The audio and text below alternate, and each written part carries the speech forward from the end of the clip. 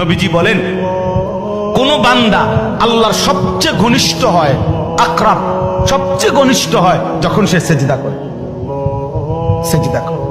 এজন্য আমার শায়েখ আল্লামা মুফতি মুশতাকুন নবী কাসিমি হুজুর সবসময় এটা বলে যে কোন বান্দা যখন সেজদা করে তো আল্লাহ তাআলা তার পিঠে মাথায় এভাবে হাত বুলায় দেয়, আদর করে। আল্লাহ আদর, আল্লাহর কুদরতি পায়ে সেজদা দেয়, মালিক তখন আদর করে দেয়, পিঠে মাথায় হাত বুলায় দেয়। আল্লাহ ডেকে বলে, আনিস আমারে সেজদা করছো না, ইরফা রাসা, উঠো, মাথা উঠো, ওঠো, বসো বসো।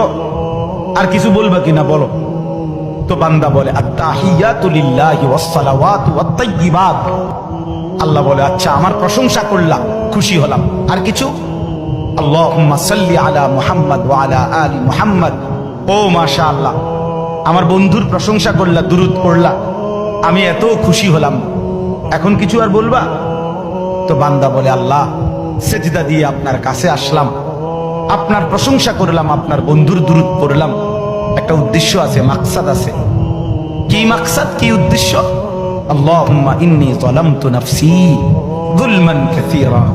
আয় মাওলা, আমি বড় নাফরমান মাওলা, আমার গুনাহ অনেক বেশি মাওলা, আর আমি জানি ওয়ালা ইয়াগফিরুয যুনুবা ইল্লা আনতা, আপনি ছাড়া আর মাফ করার কেউ নাই।